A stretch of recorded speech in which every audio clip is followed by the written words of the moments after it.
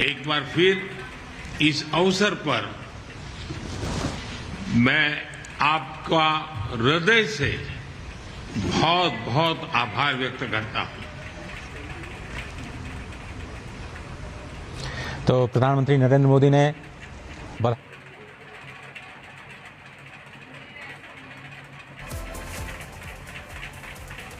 Subscribe जरूर कर दीजिएगा। तो प्रधानमंत्री मोदी ने कहा कि सुल्तान हाजी से मिलकर बहुत खुशी हुई, द्विपक्षीय संबंधों को मजबूत किया। दिन प्रगाढ़ होते रहे हैं। 2018 में हमारे गणतंत्र दिवस पर मुख्य अतिथि के रूप में आपकी भारत यात्रा की स्मृतियां आज भी भारत के लोग बहुत गौरव के साथ याद करते हैं। योर मैजेस्टी, मुझे अत्यंत खुशी है कि मुझे अपने तीसरे कार्यकाल की शुरुआत में ही ब्रुनेई की यात्रा करने का और आपसे भविष्य के विषय में चर्चा करने का सौभाग्य मिला है। यह भी सुखद संयोग है कि इस वर्ष हम द्विपक्षीय साझेदारी की 40वीं वर्षगांठ मना रहे हैं। भारत की एक्ट ईस्ट पॉलिसी और इंडो पैसिफिक रीजन में ब्रुनेई का महत्वपूर्ण साझेदार होना ये हमारे लिए उज्जवल भविष्य की गारंटी है। हम एक दूसरे की भावनाओं का सम्मान करते हैं। मुझे विश्वास है कि मेरी इस यात्रा से और हमारी चर्चाओं से आने वाले समय के लिए हमारे संबंधों को स्ट्रैटेजिक दिशा मिलेगी। एक बार फिर इस अवसर पर मैं आपका हृदय से बहुत बहुत आभार व्यक्त करता हूं। दौरा है पीएम मोदी का, जब वो पहुंचे हैं ब्रुनेई और वहां पर मुलाकात होती है, कई मुद्दों पर बातचीत होती है। इसके अलावा प्रधानमंत्री नरेंद्र मोदी का सीधे तौर पर यह बयान आता है कि उनको ब्रुनेई जाकर खुशी महसूस हुई। और आपको बता दें, यहाँ पर लंबी मुलाकात के बाद द्विपक्षीय संबंधों पर चर्चा होती है, कई प्रस्तावों पर मोहर लगती है और यहीं से ब्रुनेई के बाद अब सिंगापुर रवाना होंगे पीएम मोदी। ऐसे में ये दौरा कई मायनों में खास बताया जाता है। वहीं सुल्तान हाजी से मिलकर पीएम मोदी ने अपनी खुशी को व्यक्त किया।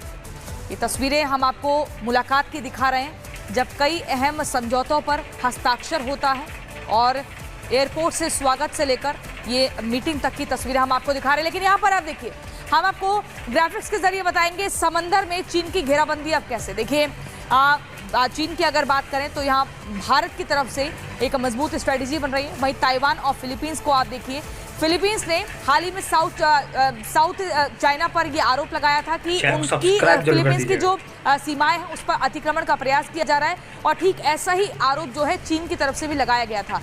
ताइवान, फिलीपींस और वियतनाम ये दक्षिण चीन सागर के इधर आपको दिख रहे हैं। वहीं ब्रुनेई, जहां पर पीएम मोदी की मौजूदगी है। ऐसे में समंदर में चीन की जो घेराबंदी है उसको लेकर हम आपको इस मैप के जरिए बता रहे हैं। सिंगापुर, जहां पर पीएम मोदी अब रवाना होंगे, तमाम महत्वपूर्ण मुद्दों पर हस्ताक्षर हुए हैं ब्रुनेई में।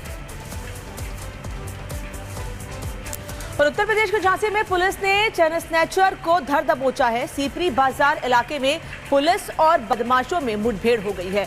मुठभेड़ में एक बदमाश के पैर में गोली लगी है। पुलिस ने घेराबंदी कर रहे दूसरे बदमाश को भी पकड़ लिया। बताया जा रहा है कि पिछले कुछ दिन से बाइक सवार बदमाश महिलाओं के पर्स छीनकर फरार जाते थे। सूचना मिलने पर पुलिस ने बदमाशों को गिरफ्तार कर लिया है। झांसी में लगातार ये मामले सामने आ रहे थे। उत्तर प्रदेश के 3 अलग अलग शहरों में एनकाउंटर किया गया है, जहाँ छिनैती और छेड़छाड़ के मामले सामने आ रहे थे।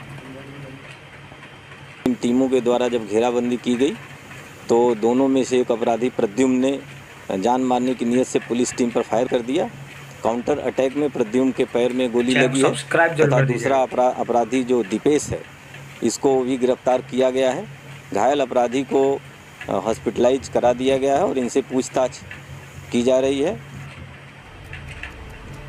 और अब बात करेंगे उत्तर प्रदेश के जौनपुर की, जहां पर चेकिंग चल रही थी और इसी दौरान बदमाशों को गिरफ्तार किया गया। आपको बता दें इन पर कई मामले दर्ज हैं और चेकिंग के दौरान पुलिस को एक बड़ी कामयाबी हाथ लगी, जहां पर बदमाशों को गिरफ्तार कर लिया गया। ये बड़ी खबर आपको बता दें और ये तस्वीरें भी जौनपुर में गाड़ियों की चेकिंग के दौरान का ये मामला है जब बदमाश गिरफ्तार हुआ है।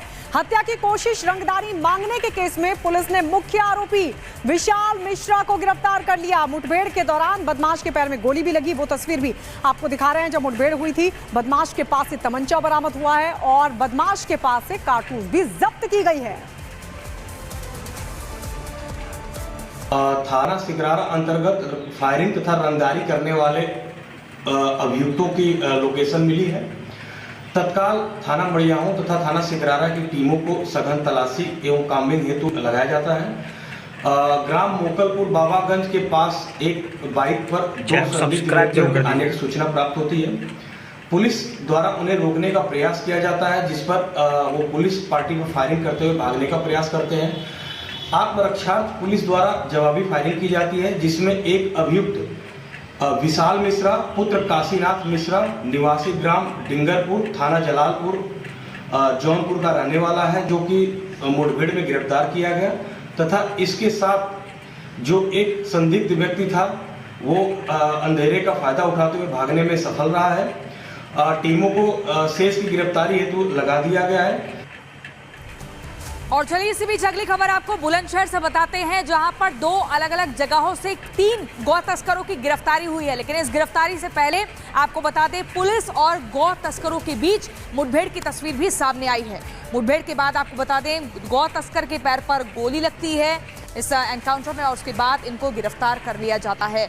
ये उत्तर प्रदेश के 3 शहरों में जिस कदर एनकाउंटर हुआ और एनकाउंटर के बाद आप देखिए तीनों ही गौ तस्कर जो हैं गिरफ्तार हो चुके हैं।